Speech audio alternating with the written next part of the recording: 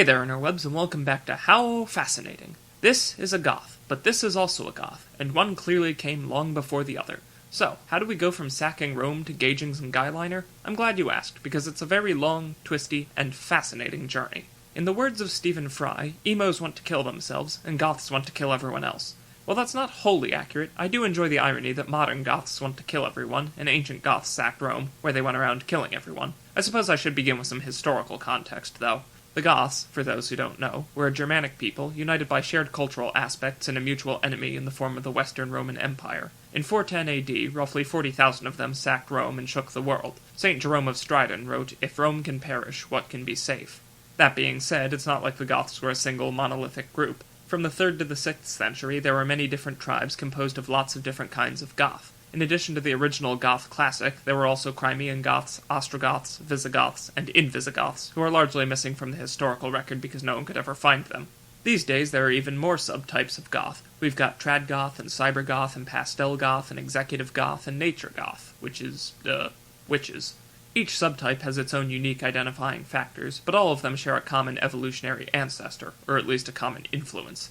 You may have heard of Gothic music or Gothic rock as a post-punk spin-off, and it's no coincidence that it shares its name with a bunch of black-clad heliophobes. The original Goth counterculture originated in the UK in the 1980s, and it got its name from the punk subgenre. These early Goths sort of coagulated out of its primary audience, emerging from the Cure and Joy Division concerts like Tiktaalik taking its first tentative steps onto dry land. Okay, so the subculture's named after the music, but why is the music called Gothic? It's not like Rome was overrun by Susie and the Banshees, so where'd the connection come from? Perhaps the earliest use of the term Gothic rock comes from music critic John Stickney's 1967 review of The Doors, led by Jim Morrison. In it he wrote that, "The Doors are not pleasant, amusing hippies proffering a grin and a flower. They wield a knife with a cold and terrifying edge."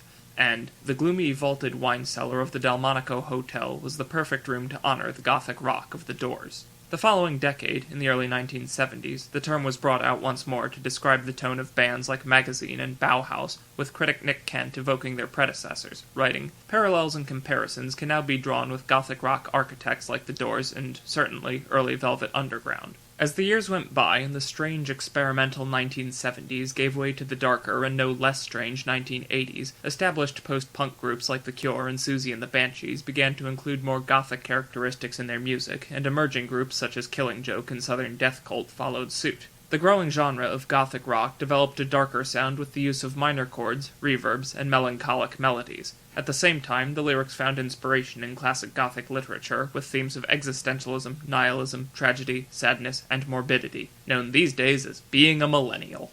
Taking another step backwards on our timeline of goth, Gothic lit as a genre combined horror, death, and at times a dark romanticism. It was defined by works like Mary Shelley's Frankenstein, Bram Stoker's Dracula, and various short stories by the likes of Lord Byron and Edgar Allan Poe. You know, all of those classics that everybody's heard of these days but no one's ever read. It originated, however, with Horace Walpole's 1764 novel The Castle of Otranto, which was subtitled A Gothic Story in its second edition. By this point in history, the adjective Gothic had come to mean German in style, and referred to the Gothic architecture of Europe's late medieval era, where many of the seminal stories take place. To recap the genealogy thus far, the Goth subculture got its name from the musical genre, which got it from the literary genre, which in turn took it from the architectural fashion. Buildings of this style are characterized by pointed arches, ribbed vaults, ornate stained glass windows, and of course flying buttresses. Snicker, snicker. Of course, you don't need to include all of these. The famous painting American Gothic by Grant Wood takes its name from only the pointed window set in the house in the background, but if you ask me, that's insane. It's like calling the School of Athens Greek meander or cumulus because there are some clouds in the background, but that's neither here nor there. You may at this point be wondering, what does one of the most visually distinctive and breathtakingly ornate architectural styles in history have to do with a bunch of 3rd century barbarian tribes? And there's actually a very simple answer. Jack shit. During its heyday, Gothic architecture was known in Latin as opus Frankigenum, literally French work, or in Italian as maniera tedesca, literally German style. Go figure. It wasn't until the following Renaissance that the term Gothic was applied, and at the time it was meant as a pejorative insult. Classicist fanboys such as the very Italian Giorgio Vasari hated the new look. He attributed many of its features to the Germans, who were clearly, in his opinion, still essentially Goths, the very same people who sacked Rome. First they destroyed the absolute pinnacle of civilization, and then they constructed these hideous cathedrals full of light and color and intricate detail and... Okay, seriously, Vasari, what the hell? So to sum up, although the architectural, literary, and musical styles, as well as the subculture they inspired, are all connected, they've basically got bugger all to do with the actual historical Goths. Oh well. Thanks for watching, and have a fascinating day.